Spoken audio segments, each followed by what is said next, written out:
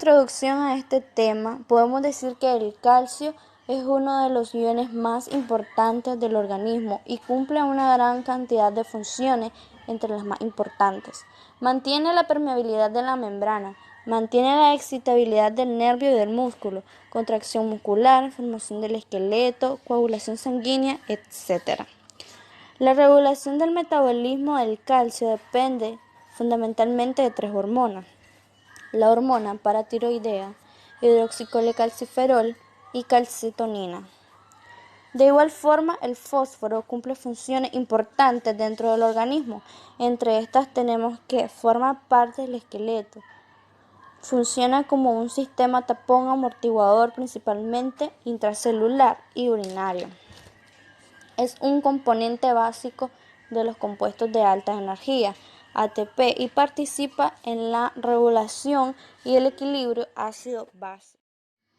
Fisiología del hueso. Está compuesto por la matriz orgánica del hueso, formado al 90 y 95% por fibras de colágeno, y el resto es un medio gelatinoso homogéneo denominado sustancia fundamental.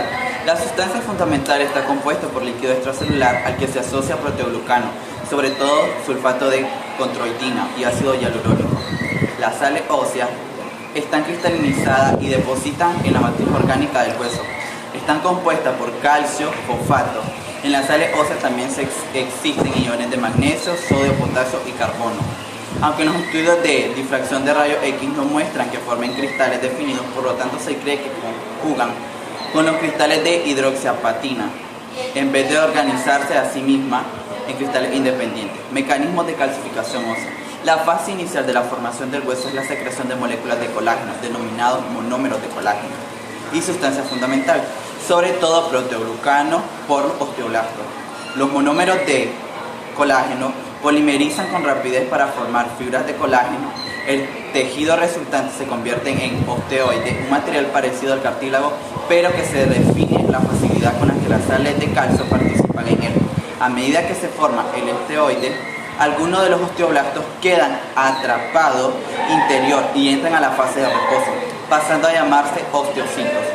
Las sales de calcio que se depositan en primer lugar no son cristales de triaxiapatina, sino compuestos amorfos no cristalinizados. Sin embargo, un pequeño porcentaje puede persistir en forma amorfa.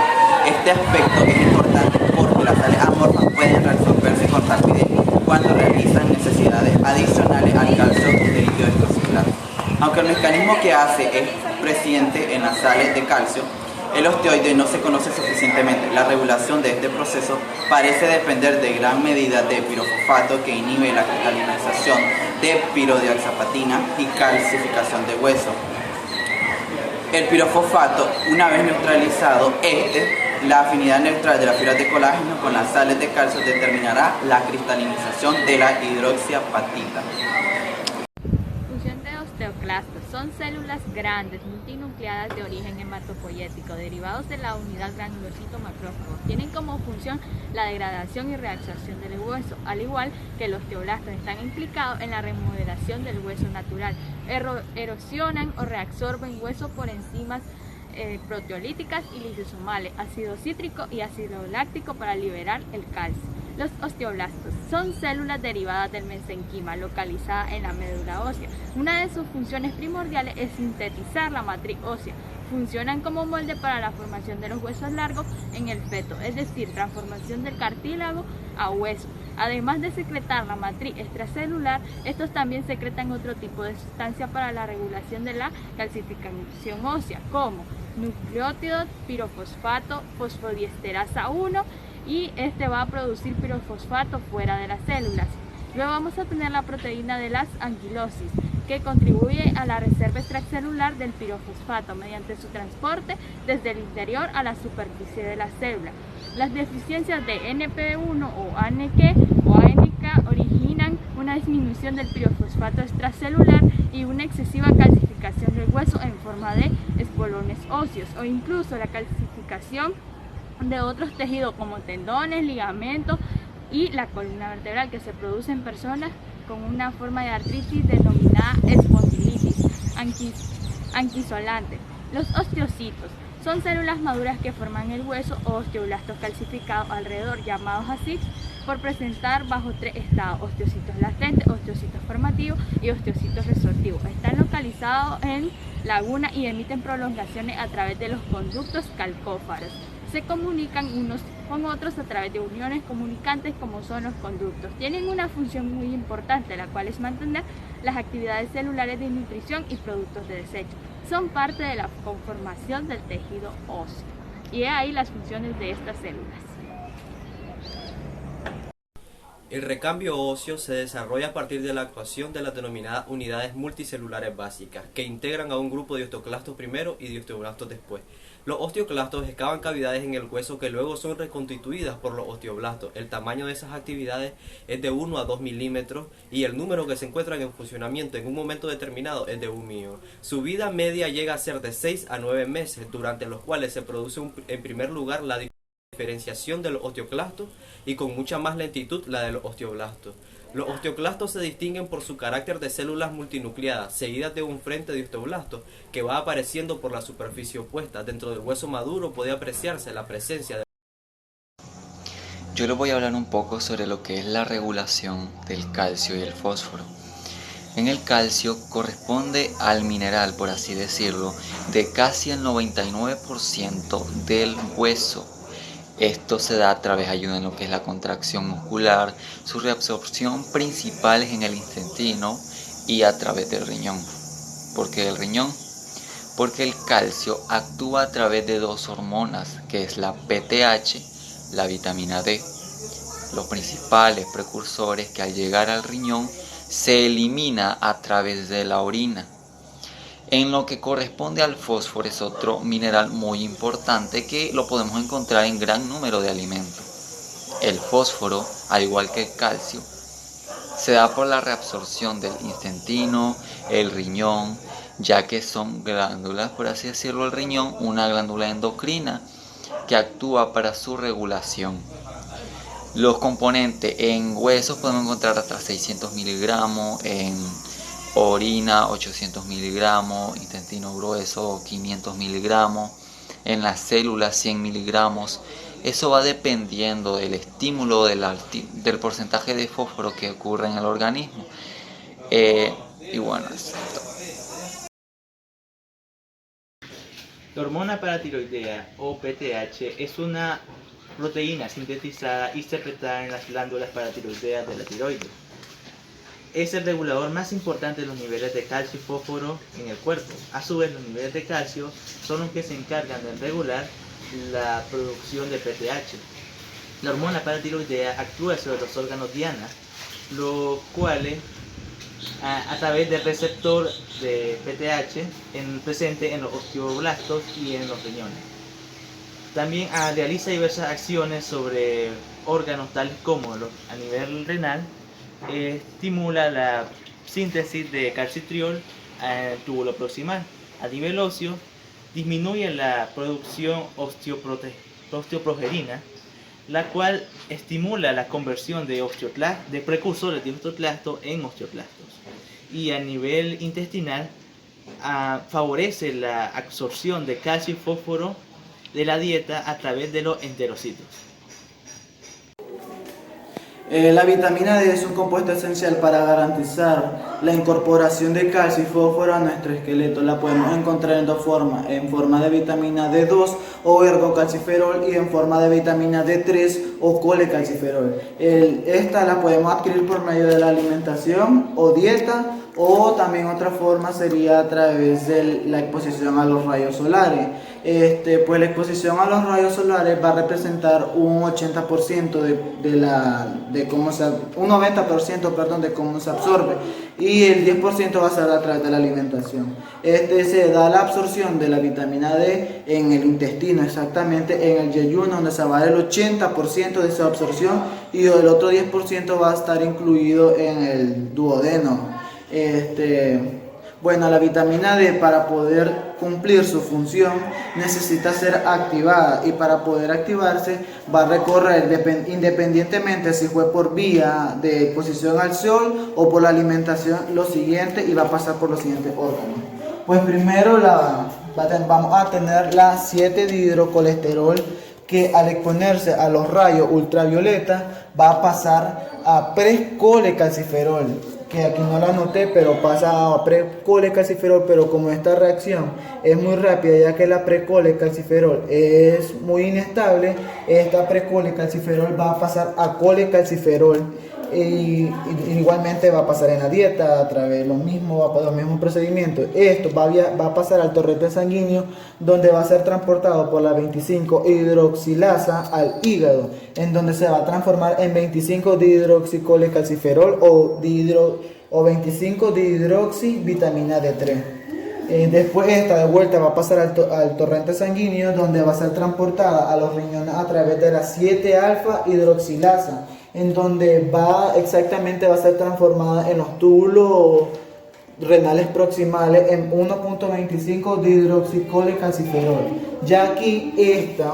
es la forma activa de la vitamina D. Ya esta va a poder cumplir su función, ya sea en el intestino, en los huesos o en el riñón. En el intestino va a cumplir la función de aumentar la absorción de calcio y de fósforo. Por ejemplo, cuando hay una disminución de calcio, la vitamina D va a actuar en el intestino aumentando la absorción de calcio para que así el cuerpo pueda tener más calcio. También en los huesos va a aumentar la mineralización y va a aumentar la formación de osteoclastos, así va a aumentar lo que sería la osificación del hueso. Y en el riñón pues va a aumentar la absorción de calcio. En el caso clínico número 1 se nos plantean las siguientes preguntas. ¿Qué es la osteoporosis? ¿Cuál es la diferencia con la osteopenia y cuáles son sus manifestaciones clínicas? La osteoporosis es una enfermedad sistémica esquelética que se caracteriza por la disminución de la densidad ósea y un deterioro en la microarquitectura del hueso. El hueso se vuelve más poroso y aumenta el número y las cavidades en su interior. Por ende, se vuelve más frágil y está predispuesto a la fractura. En los factores que pueden predisponer a esta enfermedad, principalmente es lo que es la vejez en las mujeres cuando se da la menopausia y también cuando hay una mala alimentación en lo que es el calcio. En estas manifestaciones clínicas, cuando están en sus estadios iniciales, por lo general no se presentan. Ya se van a presentar cuando esta enfermedad ya avanzó demasiado y se empiezan a dar las fracturas a nivel de la columna vertebral, ya sea porque se fracturó una vértebra y se da dolor en la espalda, también lo que es en la cadera, fractura en la cadera, fémur y húmero. Se diferencia de la osteopenia porque la osteopenia es una densidad ósea anormal, pero no muy grave como la osteoporosis. Factores de riesgo para la osteoporosis. Uno de los principales factores es la edad. La osteoporosis se presenta comúnmente en personas con edad avanzada. Otro de los factores es el sexo, predominando el sexo femenino. Esto es debido a que las mujeres cuando están en un periodo fértil producen estrógeno y esto ayuda al funcionamiento correcto de los huesos. Pero con la menopausia la producción de estrógenos desaparece y por lo tanto se debilitan los huesos.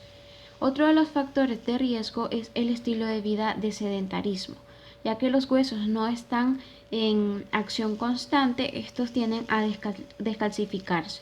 Otro de los factores son los antecedentes familiares, el consumo excesivo de alcohol o tabaco, aunque el tabaco no se sabe cómo afecta a la osteoporosis, pero sí se sabe que debilita a los huesos.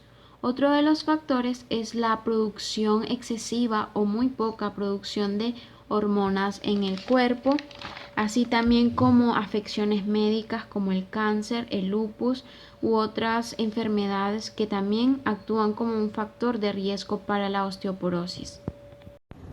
¿En qué consiste la densitometría ósea? ¿Qué otros estudios se pueden realizar en un paciente con factores de riesgo para la osteoporosis?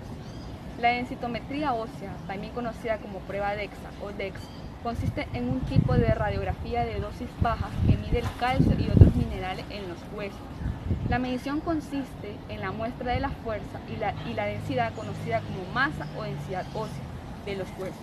Por ejemplo, las personas con osteoporosis tienen un mayor riesgo de sufrir fracturas, huesos rotos, especialmente en las caderas, la columna vertebral y las muñecas. Algunos factores de riesgo de la osteoporosis están incluidos en lo siguiente: el sexo, la edad, la raza, los agentes familiares, el tamaño del cuerpo, la reducción de hormonas sexuales como la progesterona y la testosterona, el bajo consumo de calcio, el trastorno alimenticio del peso.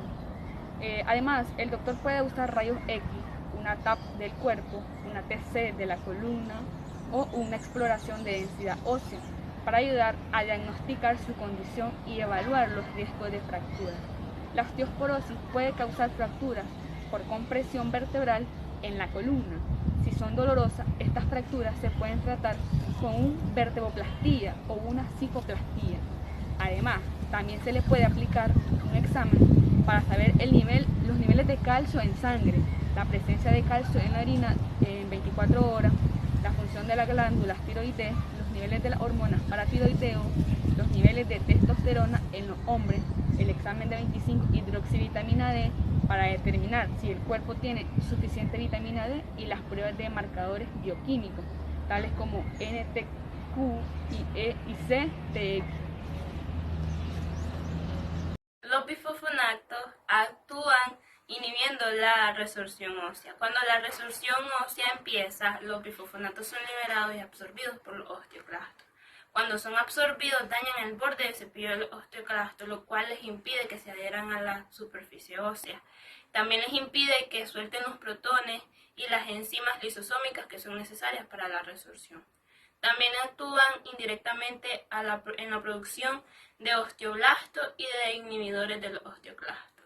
Entre los otros fármacos para tratar la osteoporosis está el raloxifeno, que evita solo las fracturas de la columna vertebral, el denosumab, que ayuda a que los huesos estén menos frágiles, y el teriparatida, que es una forma sintética de la paratormona. La paratormona es una precursora de la vitamina D, la cual ayuda a la absorción del calcio en el intestino y ayuda a que los huesos estén más fuertes.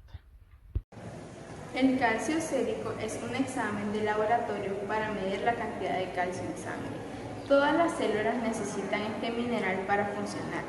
El calcio ayuda al desarrollo de huesos y dientes fuertes. Igualmente es importante para la función cardíaca. Ayuda con la contracción muscular, las señales nerviosas y la coagulación sanguínea. El valor normal del calcio sérico va de 8.5 a 10.2 miligramos sobre decilitro. Forma del calcio a nivel sérico. El calcio sérico se encuentra de tres formas diferentes: en forma iónica o libre, que corresponde a un 50%, el unido a proteína aproximadamente un 40% y un 10% en forma compleja unido a iones como el bicarbonato, citrato, fósforo y lactato.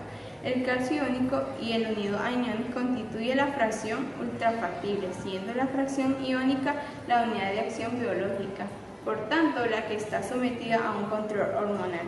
Aproximadamente el 90% del calcio unido a las proteínas lo hace la albumina, mediante una unión de pH dependiente. Importancia de la albumina plasmática para la interpretación del calcio sérico. Las alteraciones que disminuyen los valores de la albumina sérica disminuyen el calcio sérico total, pero tendrá un efecto menor sobre las concentraciones de calcio ionizado.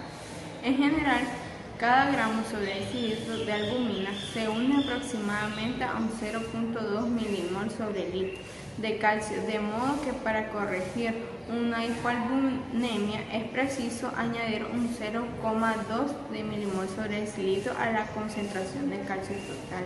Por cada gramo sobre decilitro de la disminución de la concentración de albumina a partir de los valores normales, que son 4,0 gramos sobre decilitro, la unión del calcio a la albumina también está afectada por el pH del líquido extracelular.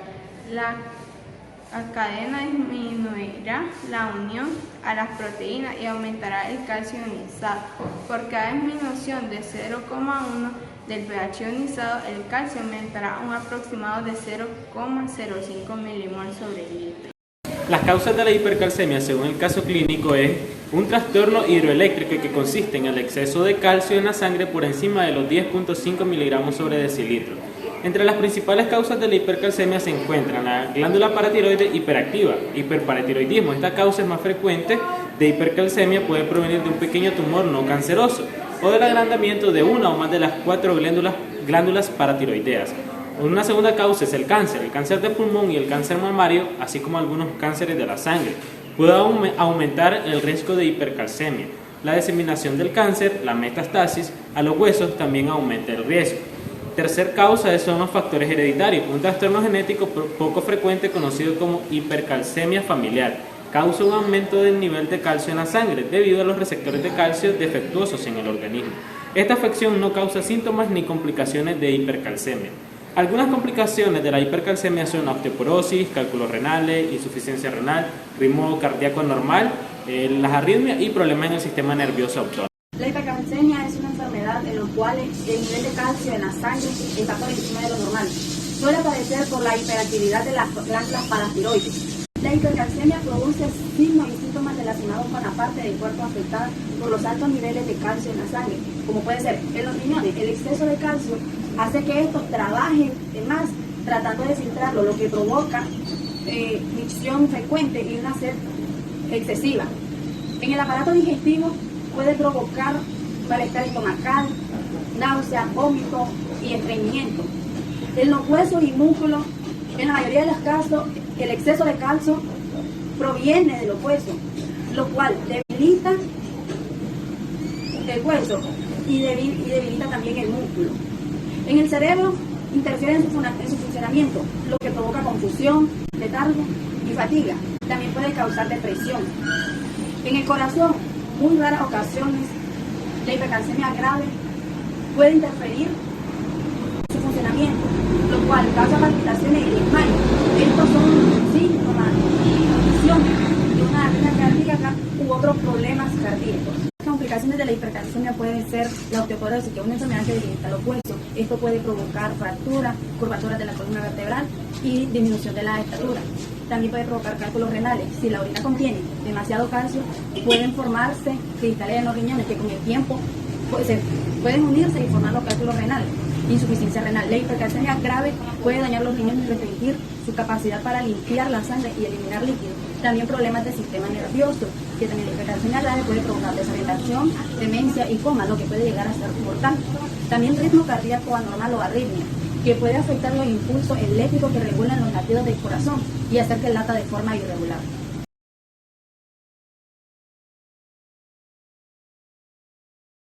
Diferencia entre hiperparatiroidismo primario y secundario y cuál presenta el paciente. El hiperparatiroidismo primario es la afección de las glándulas paratiroides propias de esta, es decir, que pueden presentar lo que fuera una lesión o producen demasiado calcio, etcétera. Es propia de esta, mientras que el hiperparatiroidismo secundario es una afección se da a causa de una enfermedad la cual ocasiona problemas en las glándulas paratiroides, haciendo que éstas disminuyan la producción de calcio y tengan que trabajar de más. El paciente de este caso clínico presenta lo que sería un hiperparatiroidismo primario porque presenta un nivel alto de calcio en sangre y además de eso, al momento de hacer la exploración dice que presenta un edema en lo que sería la parte del cuello, la parte donde se ubican las glándulas tiroideas y por ende las paratiroides. Tratamiento de la hipercalcemia. Su tratamiento dependerá de la causa de exceso de calcio en la sangre. En general, lo mejor es tratar el trastorno que está causando el exceso de calcio en la sangre. Por ejemplo, a los pacientes con hiperparatiroidismo primario que presentan síntomas, generalmente se les opera para extirpar la glándula paratiroide que está causando los problemas. Uno de los tratamientos sería también la calcitonina. Esta hormona del salmón controla los niveles de calcio en la sangre. Las náuseas leves puede ser un efecto secundario. Este tipo de medicamento puede ayudar a controlar las glándulas paratiroideas hiperactivas.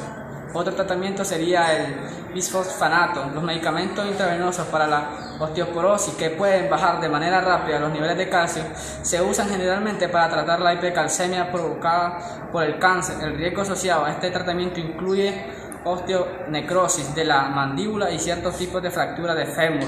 Otro sería la prednisona. Si la hipercalcemia se debe a niveles altos de vitamina D, el uso a corto plazo de píldoras esteroides como la prednisona generalmente útil.